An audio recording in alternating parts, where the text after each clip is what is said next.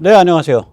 예, 중국이 뭐 시진핑이나 중국 공산당 내부에서 무슨 일이 벌어지든 말든 간에 실제로는 이제 완전히 찍혀서 골로 갈 처지인데요. 어제 이어서 하는 겁니다. 이 중국이 어저께 이제 제가 말씀드릴 때 버스를 하나 놓쳤다. 그 버스는 뭐냐? 첫 번째 버스는 미국의 이 무시무시한 무기 세대 교체 및 무장 강화입니다. 이렇게 되면 중국이 어떻게 해볼 도리가 없습니다. 두 번째 이야기는 뭐냐면 이제 오늘 다룰 텐데요. 두 번째는 뭐냐면 이게 미국이 이제 그 중국에 대한 이 대중 대결을 주도해 왔는데 이게 사실 이게 등짝에 칼질하는 게 유럽과 일본이었거든요. 근데 그 유럽과 일본이 대중 대결 전선에 전면에 나섰습니다. 그리고 동남아가 그 전선에 나섰습니다. 그러니까 이게 무지하게 이제 판이 굳어져 간 거죠. 사면초가입니다. 그 사정을 잠시 살펴보겠습니다. 이 EU는 이제 프랑스랑 독일이 주도하죠. 예, 그중 프랑스는 반중 전선에서 비중이 약합니다. 그러니까 그 마르콩이 뭐 저기 시진핑 만나가지고 별 희한한 소리를 하더라도 그러려니 하면 됩니다. 프랑스는 프랑스 하는 겁니다. 그냥. 이제 문제는 독일이죠. 숄츠는 2월 말까지 중국을 비호했습니다. 제가 거듭 말씀드리지만 숄츠의 뮌헨 연설을 보면 거기에 보면 이제 우리는 그 중국과 러시아가 자기 목소리를 제대로 낼 수 있는 다극 체제를 선호한다. 그 얘기를 분명히 하거든요. 그런데 이제 이게 3월 한 20일경이죠. 시진핑과 푸틴의 회담 이후에 그 독일과 EU가 이제 반중으로 급선회를 하죠. 예, 급선회를 합니다. 예, 이제 말하자면 유럽 사람들이 보니까 이게 러시아와 중국이 악의 동맹을 형성했구나. 이걸 이제 절감을 한 겁니다. 그렇게 해서 이제 그 EU 쪽이 반중으로 완전히 나선 거고요. 두 번째 이제 일본은 사실은 이제 패전 이후에 여러 가지 컴플렉스와 이런 게 있죠. 그래서 뭐 이 세상이 좀 어지러워졌으면 좋겠다. 뭐 이런 속내가 있는 거죠. 안 그랬으면 조총련 그렇게 방치하고 제가 여러 번 일본의 그 죄를 좀 얘기를 했었죠. 영해 축소하고 일부러. 그 다음에 제1교포 북송 20 몇 년 동안 방치했잖아요. 방치가 아니라 조장을 했죠, 조장을. 예. 이게 이제 검은 속내가 있는 거죠. 사실은 좀 세상이 좀 시끄러워졌으면 좋겠다. 근데 그걸 버리고 이제 반중으로 제대로 선회를 한 겁니다. 그러니까 옛날의 일본이 아니에요. 그래서 죽창 반일 들고서 막 설치는 사람들 보면 한심하죠. 일본이 이제 국방비를 GDP의 2%까지 늘리겠다 그러는데 저는 늘릴 거라고 봅니다. 저거 진짜입니다. 그리고 이제 일본 입장에서는 사실은 일본이 우리한테 얻는 것보다 우리가 일본한테 얻는 게 훨씬 크죠. GSOMIA.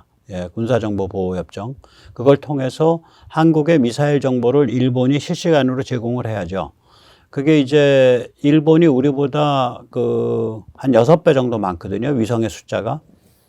우리가 한 30개, 일본이 200개가 넘으니까. 그리고 이제 고공의 각 층위가 다 존재하니까 우리보다 정보가 좋습니다. 일본이. 미국도 일본 정보를 인정을 하는 편이죠. 일본이 이렇게 이제 그 입장을 확실하게 반중으로 굳히게 된 거는 아베랑은 아무 상관이 없습니다. 아베는 쇼부린 거고요. 이 지난 한 3년간 올해까지 해서 2019, 2020, 2021, 2022, 2023, 4년 4년 사이에 일어난 일입니다. 우선 첫째는 2019년에 홍콩의 그 본토화, 메인랜다이제이션에 대한 반대 시위가 굉장히 크게 일어났었죠.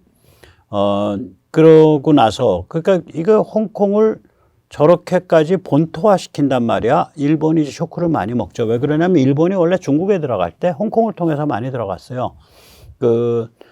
일본이 중국에 제일 먼저 진출한 한 서너 개 집단 중에 하나죠. 예, 일본, 그 다음에 이제 대만 자본, 타이샹, 그 다음에 국제 화교 자본, 화상, 이 셋이 제일 먼저 중국에 들어갔거든요. 80년대 초에. 그 루트가 홍콩이었습니다. 그래서 이 군사 지정학하는 사람들은 러시아가 중국에 대해서 절대적으로 불리했던 것은 러시아에는 홍콩이 없었다. 그 얘기를 하죠. 그런 홍콩을 완전히 짓밟는 거를 보고 일본이 쇼크를 먹죠. 그리고 이제 그 다음에 22년에는 이제 북한 핵 미사일 도발이 격화됐고요. 그 다음에 22년에 중국의 대만 침공 훈련이 이제 뭐 내놓고 노골화 되잖아요. 그러니까 이제 이제 쇼크를 먹은 상태에서 23년이 되니까 중러북 악의 동맹이 노골화됐단 말이에요. 그러니까 당연히 일본 입장에서는 이제 그 반중에 나설 수밖에 없어요. 그래서 결국 이 때문에 한미동맹 및 그에 기초한 한미일 삼각체제가 강화돼 가는 거고요. 이것은 글로벌 반중 전선의 주춧돌입니다. 네, 이제 오늘 이 같은 사정을 좀 자세히 살펴보도록 하겠습니다. 먼저 세뇌 탈출, 자율구독료 부탁 말씀 올립니다. 아시다시피 세뇌 탈출은 광고가 잘 붙지 않습니다. 붙더라도 천천히 붙는 경향이 있습니다. 도와주시면 보다 좋은 컨텐츠로 찾아뵙는 데 커다란 힘이 되겠습니다. 감사합니다. 이 두 번째 버스, 이제 이게 아까도 말씀드렸지만 이제 미국과 유럽의 차이나 디리스킹 공조가 수렴한 거예요. 일본은 뭐 중국이 저렇게 날뛰니까 반중으로 확실히 이제 선택할 수밖에 없게 된 거고, 유럽은 아직 초이스가 있거든. 반중을 어느 정도 수위로 할 거냐. 이게 요번에 이제 완전히 공조로 수렴을 한 겁니다. 제가 그 거듭 말씀드리지만 우르스라 폰데어 레이언의 3월 30일 그 연설은 굉장히 역사적인 연설입니다. 이 연설 이후에 똑같은 용어와 개념으로 그 미국과 유럽이 수렴해 가고 있습니다. 지금 그 연설이 나온 지 100일쯤 되는데 똑같은 개념과 전략으로 수렴했다라는 얘기가 최근에 한 열흘 전쯤에 블링켄 국무장관 입에서 컨버전, 수렴이라는 드디어 그 단어까지 나오게 됩니다. 이 연설에 이미 차이나 디리스킹이라는 것을 이제 강조를 하고요. 그 차이나 디리스킹의 4가지 조치를 이 연설에서 얘기를 하는데 이게 계속해서 지금 같은 언어가 사용되고 있어요. 같은 용어, 같은 언어. 우선 하나는 첨단 기술 장비 부품 차단. 그러니까 테크놀로지와 이제 인베스트먼트에 대한 그 스크리닝이죠. 그 차단하고 심사하고 테크놀로지와 투자에 대한. 그다음 두 번째는 제조업 기지 다변화, 다이버시피케이션이라는 용어가 나옵니다. 세 번째는 그 핵심 광물 자원 확보. 네 번째는 경제적 위압. 이때 그 용어 그 소리가 나옵니다. Economic coercion. 경제적 위압에 대한 공동 저항. 이것에 대해서 최근에 이것과 발을 맞춰서 최근에 IPET인가? 거기서 최근에 이제 디트로이트에서 열렸나요? 미국이 주도해서 거기서 이제 그 중국이 경제적 위압을 행사할 때 거기에 대해서 공동으로 저항한다. 이것까지 결정이 돼가지고 이게 이제 급물살을 타고 있는 거예요. 우르스라 폰데어 레이언이 그 중에서 특히 차이나 디리스킹 하는 그 부분을 잠깐 들어보시겠습니다. I believe it is neither viable nor in Europe's interest to decouple from China. Our relations are not black or white, and our response cannot be either. And this is why we need to focus on de-risk, not decouple. 3월 30일 날 우르스라 폰데어 레이언이 저 용어를 꺼냈고 유럽 쪽에서 그 이후에 미국도 계속 저 용어를 반복을 하고 있거든요. 조금 이따 다시 보시겠지만 그걸 두고서 이제 일부 국내 평론가들이 미국이 좀 입장을 완화하는 거 아니냐, 디커플링에서부터 중국과의 대립에 좀 나를 좀 덜 세우는 것으로 선회하는 거 아니냐, 이런 순진한 평론을 하는 거 보고 제가 배꼽을 잡았습니다. 막말로 말해서 족보기 해결사가 그 바들바들 떨고 있는 빗장이 옆에 앉혀놓고 아저씨 행복하게 사셔야죠. 집에 들어가실 때 뒤 보면서 들어가시면 안 되잖아요. 이렇게 얘기하면 그게 공손한 얘기입니까? 그게 친절한 얘기인가? 디커플링이라는 용어를 쓰면 상대방의 이미 목에 이제 칼끝까지 들어가 있어요. 근데 그 용어조차 디커플링, 결별이잖아요. 따로 살림하자라는 얘기잖아요. 그렇게 되면 너 죽여버리겠다는 소리가 돼요. 그럼 상대방 발작하죠. 그리고 상대방 안에 온건파, 현실파가 숨 쉴 수 있는 공간, 즉 상대방이 분열할 수 있는 공간을 없애버린다고요. 용어를 순화시켜야죠. 그러니까 이미 디커플링이라는 용어 대신에 디리스킹이라는 용어를 택했다는 건 중국 포위가 끝났다는 얘기입니다. 포위 구조가. 거기에 대해서 자신감을 가지니까 용어를 순화시킨 거예요. 변은 익을수록 고개를 숙이고 깡통은 빌수록 소리가 큽니다. 저렇게 용어를 순화시킬 때 제가 여러 번 말씀드렸잖아요. 으스스하더라고요. 분명히 문맥은 동일한데 왜 용어를 특별히 순화시켰냐. 자신이 있으니까 그래요. 그거는 중국이 그렇게 얘기를 하고 있습니다. 오늘 그것까지 다 살펴보겠습니다. 네, 우르슬라 폰데어 레이언이 이 이야기를 한 게 이제 3월 30일인데 그로부터 한 20일쯤 지나서 제이크 설리반 미 국가안보보좌관이 후보연구소에서 강연을 하면서 그때 이제 처음으로 디커플링이라는 용어를 공식적으로 부인을 합니다. 그리고 디리스킹이라는 용어를 씁니다.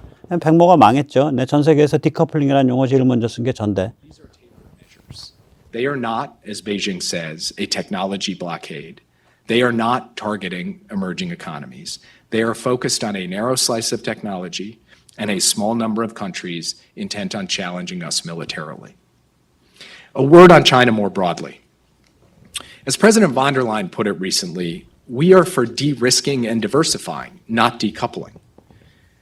We'll keep investing in our own capacities and in secure, resilient supply chains. We'll keep pushing for a level playing field for our workers and companies and defending against abuses. 예, 백모가 이 디커플링이라는 용어를 2018년, 19년경부터 썼다고 해요. 제가 뒤지면 나오는데 뒤지기가 싫어서 귀찮아서 망한 겁니다. 그 용어 가지고 나중에 오서십, 저작권을 주장해서 용돈 좀 쓰려고 그랬는데 용어가 이 우아한 우르슬라 폰데어 레이언 여사의 용어로 이제 옮겨졌습니다. 유감 없습니다. 네. 자, 이제 이 용어를 다시 또 한 달쯤 지나서 히로시마 G7에서 바이든이 기자회견에서 또 똑같은 얘기를 합니다. United in our approach to the People's Republic of China. And the joint statement released yesterday outlines the shared principles we've all agreed at the G7 and beyond dealing with China. We're not looking to decouple from China. We're looking to de-risk and diversify our relationship with China. That means taking steps to diversify our supply chains, and we're not dependent on any one country for necessary products. It means resisting economic coercion together and countering harmful practices that hurt our workers. It means protecting a narrow set of advanced technologies critical for our national security. And those elements are all agreed on by the G7. 네, 이제 아까도 말씀드렸지만 이 차이나 디리스킹 안에 주로 네 가지가 이제 꼽히는데요. 우선 첫째가 첨단 기술 부품 장비의 차단이죠. 예를 들어서 이제 반도체라든지 반도체 제조 장비, ASML의 극자외선 노광 장비 같은 거, 이거 차단하는 거죠. 우리가 그것에 직접적인 그 관계가 돼 있죠. 두 번째가 중국을 대체할 제조업 기지가 될 수 있는 국가를 급속하게 개발하는 거예요. 이거 전 세계에서 제일 빠르게 제일 잘하고 있는 게 지금 대한민국입니다. 세 번째가 전략 원자재 다변화인데 대한민국도 여기에 이미 조인을 했죠. 그래서 우리가 남미에서도 개발하고 특히 히토류 같은 것은 베트남과 같이 하기로 작년 12월에 베트남 정상을 만났을 때 윤석열 대통령과 베트남 사이에 합의가 일어났어요. 네 번째가 중국이 경제적 위압을 할 때 거기에 공동으로 저항한다.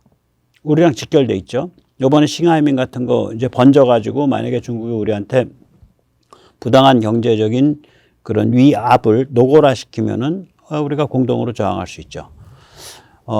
그리고 이제 이렇게 이제 그 미국과 말하자면은 이제 완전히 유럽이 같은 용어, 같은 개념을 쓰고 대중전선을 함께 펴고 있는 거예요. 이것이 이제 결정적으로 드러난 게 얼마 전에, 네, 이게 5월 31일입니다. 5월 31일 날 미국 EU 무역기술위원회, 우리는 잘은 모르는데 이걸 TTC라 그러더라고요. Trade and Technology Council. 이런 게 있는 모양이에요. 이게 뭐 한 4, 5년 된 것 같은데 여기서 블링켄이 연설을 하면서 이 차이나 디리스킹으로 유럽과 미국이 완전히 수렴하고 있다.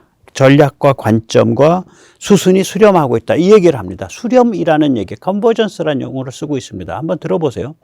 We have remarkable convergence, actually, when it comes to our approach on the major challenges we face, whether it's dealing with Russia's aggression against Ukraine, including some of the export controls that we've collaborated on, including dealing with some of the challenges posed by China. And again, from our conversations and discussions, the word that comes to mind most is convergence. Together, we've been working on things like investment screening mechanisms, on coordinating on export controls, on working, as I said, on diversifying supply chains, on dealing with some of the non-market practices that we see. But we start from exactly the same approach, which is that none of us are looking for confrontation. None of us are looking for a Cold War. And none of us are looking for decoupling. On the contrary, we all benefit from trade and investment with China. But as opposed to decoupling, we are focused on de-risking. And you've heard the same language coming from leaders on both sides of the Atlantic. That is, being very clear-eyed about some of the challenges that the relationship poses. So the TTC in a very practical way. 그러니까 이게 정말 무서운 말인 게 상대방 보고 야, 너 뒤질래? 이렇게 말하는 게 아니라 선생님 인생 편안하셔야죠. 그렇게 하시면 되겠어요. 되게 들어가실 때 뒤보고 들어가거나 자녀의 무슨 교통사고 같은 것에 대해서 계속 걱정하시면서 살면 불행하지 않으시겠어요? 이렇게 말하는 거랑 똑같은 거예요, 이게. 저는 으스스 하더라고요. 이 디커플링이라는 단어를 디리스킹이라고 바꿀 때. 이거를 이제 중국 쪽에서도 똑같은 얘기를 해요. 이건 자판 타임스에서 이제 나온 영문 영자지죠. 네, 나온 얘기인데. 지금 이제 이것이 5월 말에 신화통신에서 이렇게 얘기를 합니다. 디리스킹은 용어 위장에 지나지 않는다. 말을 바꾼다고 행동이 달라지는 게 아니다. 디리스킹이나 디커플링이나 큰놈이다. 미국은 중국 포위를 강화하고 있다. The U.S. is intensifying the siege of China. siege라는 용어를 쓰더라고요. 포위. 그건 굉장히 군사적인 용어거든요. 신화사 통신이. 예. 또 중국 외교부장 친강도 이 무렵에 이 말을 합니다. 유럽이 디리스킹 운운하며 차이나 디커플링을 지지한다면 이는 기회, 협력, 안정, 발전으로부터의 디커플링이 될 것이다. 싱하이밍과 거의 같은 얘기예요. 근데 싱하이밍의 이제 문제가 뭐냐면 이 얘기를 하면서 동시에 그 자리에 범죄 용의자가 되어 있는, 초대형 범죄 용의자가 되어 있는 중국 공산당 중앙당교와 파트너십을 맺고 있는 국회를 지배하고 있는 더불어민주당의 대표를 데려다 놓고 그런 얘기를 했다는 게 문제예요. 두 개가 겹쳐지니까. 하나하나, 예를 들어서 싱하임이 똑같은 얘기를 어떤 자기 혼자서 하는 기자회견에서 질의응답 과정에서 툭 튀어나와서 했다. 본문이 아니고. 그냥. 그러면 훨씬 덜한데, 좀 덜 악질적인데, 이거는 그래 놓고 거기에, 더불어민주당은 우리 중국과 잘 가지 않습니까? 더불어민주당이 나서서 앞으로 관계를 잘 풀어주셔야죠. 이렇게 되면 이게 뭐가 돼요, 이게? 정치 공작질이 되는 거 아니야. 그래서 이게 심각한 문제, 싱하이밍 지금 그거는. 국민들이 격분하는 게 맞습니다. 이제 중국을 전 세계가 이제 불신하고 경계하는 상태죠. 이렇게 되면. 그러니까 이제 미국과 유럽이 완전히 배가 맞았고, 일본이 같이 배를 맞추고 있고, 그리고 한국은 원래 본질이 반중, 반전체주의, 반공이에요. 그런데 지난 한 30년 동안 미국이 중국 사랑에 빠져가지고 헬랄레하고 헤매니까 한국도 같이 한중 밀월 빠지고 경미 안중하고 난리 부리다가 정신 번쩍 차려가지고 지금 최전선에서 열심히 뛰고 있죠. 그래야 복이 들어오죠. 예, 그래야 복이 생기는 거죠. 자, 이제 이렇게 딱 물꼬가 딱 잡히니까 동남아시아가 이게 굉장히 많이 타락해 있었거든요. 중국의 침투가 이루 말할 길이 없죠. 거기는 중국의 다이렉트 침투도 있고 중국에 동조하는 화교를 통해서 침투하는 것도 있고 화교가 동남아를 잡고 있으니까. 그래서 굉장히 타락해 있었는데 동남아가 반중으로 또 동남아 화교 중에 상당수가 반중으로 돌고 있는 겁니다. 그래서 이제 그 증상이 이제 그 현상이 처음에 이제 필리핀에서 나타나죠. 이게 필리핀이 미국과 맺고 있는 그러니까 그 방위 협력 증강 협정 EDCA, 네, Enhanced Defense Cooperation Agreement EDCA에 따라서 미국한테 5개 기지를 내주기로 했는데 거기에 이제 요번에 여기 이제 색깔로 칠해놓은 플러스 4개를 더해 준 거예요. 그럼 4개 플러스 된 거 보면 전부 3개는 전부 루선섬 위에 있잖아요. 그럼 저기가 바로 한 몇백 킬로 가면 바로 저게 뭐예요? 그 타이완이죠. 그 다음에 마지막 하나는 발라바크 섬이잖아요. 저거 어디냐면 바로 스프래틀리 군도 중국이 그 암초 위에다가 인공섬 만들어가지고 군사기지 한다고 난리 부리고 있는데 거기에 가 있는 거예요. 그러니까 필리핀이 완전히 이제 저걸로 도른 거죠. 이제 이렇게 된 데다가 이 베트남이 원래는 이 아마 그 포괄적 전략적 동반자 관계가 베트남이 중국과만 맺고 있을 거예요. 중국으로부터 제하청 받아서 먹고 살았으니까. 그런데 작년 말에 이제 국빈 자격으로 한국에 와서 윤 대통령 만난 자리에서 한국과 포괄적 전략적 동반자 관계를 하기로 했죠. 그래서 아마 베트남이 앞으로 한국 무기 좀 가져갈 겁니다. 메콩강 문제도 있고 중국과 싸운 경험도 있고 그래서 제대로 이제 지금 반중을 상당히 고급지게 할 수 있는 데 중에 하나인데 이제 문제가 뭐냐면 그 정치 문화 자체가 공산당 일단 독재로 부패 심하고 중국과 굉장히 유사한 그런 그 아주 편협한 민족주의가 있고 뭐 좀 그래요. 정치 문화가. 그게 좀 문제긴 한데 그래도 그나마 괜찮은 게 중국처럼 만리 방화벽을 쌓고서 이제 국민들이 해외 사이트, 해외 정보에 접하는 것을 원천타산하지 않으니까 국민들 일부의 수준이 계속 유지가 되겠죠. 특히 좀 배운 층, 식자층 쪽에서. 그러면 이제 중국과 같은 거랑 흉악한 짓을 못 하죠. 그리고 이제 사이즈도 중국과 같은 흉악한 짓을 할 만한 사이즈가 못 되고. 그래서 베트남이 좀 정치 문화가 좀 발전을 해서 일당 독재가 아니라 좀 그 자유민주주의적인 성향으로 좀 차분하게 이행했으면 좋겠어요. 차분하게 이행했으면 좋겠는데 뭐 자기들이 알아서 할 일이겠죠. 네. 어쨌거나 베트남이 지금 반중으로 돌고 있는 거예요. 그 다음에 이제 세 번째가 이제 말레이시아인데요. 이 말레이시아에서 FA50 블락 20 18대를 잡고 이제 향후 이게 또 추가로 18대 돼서 토탈 36대 된다는 얘기 아닙니까? 이게 좀 우리가 주목을 해야 될 게 아니 그 동남아에 뭐 FA50 팔지 않았어? 네, 팔았죠. 문제는 뭐냐? FA50 블락 10과 블락 20은 전혀 다른 비행기입니다. 전혀 의미가 달라요. 그 무기의 의미가.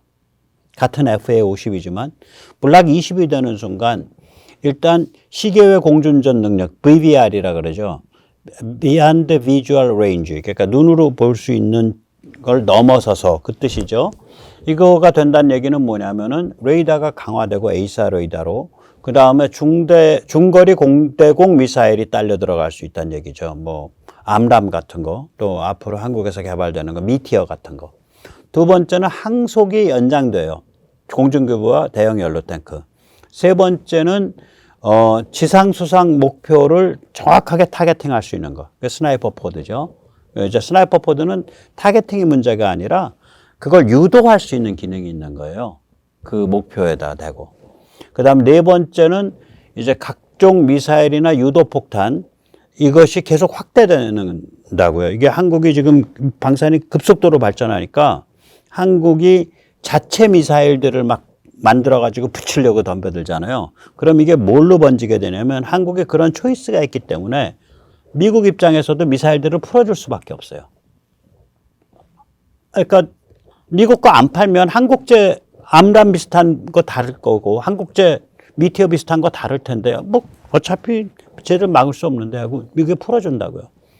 그러니까 지금 FA50 블락 20를 사는 거는 옛날 FA50 블락 10을 산 거와는 완전히 달라요, 의미가. 이런 무기는 뭘 뜻하냐면 이거는 남중국해에서 중국을 견제할 수 있는 가성비 갑 효자가 되는 거예요. 말레이시아는 바로 말라카 해협이잖아요. 그럼 말레이시아 끄트머리가 싱가포르니까. 무시무시한 얘기예요. 그 다음 말레이시아가 또 그 보르네오 섬의 북쪽 한 3분의 1을 말레이시아 영토 아닙니까? 거기가. 그 보르네오 섬이 바로 말라카 협에서 빠져나오면 바로 보르네오 섬이잖아요. 그래서 이게 이제 그 의미가 좀 달라요. 그러니까 블락 10과 블락 20이 전혀 전략적 의미가 다른 물건이다. 그 블락 20을 36대나 사겠다. 뭐 살벌한 거죠. 저는 이제 인도네시아의 그 국방장관 수비안토, 이거 요번에 이제 그 싱가포르에서 열린 샹그릴라 국방장관 회의에서 보니까 샹그릴라 대화, 이게 거의 중국 간첩이더라고요. 요번에 그 지가 뭔데 나서가지고 우크라이나는 지금 상태에서 휴전을 하고 지금 경계선을 기준으로 서로 상대 좀 더 물러나가지고 각각 비무장지대를 만든 다음에 영토를 어떻게 획정할지 유엔 청회에서 결정하는 게 맞습니다.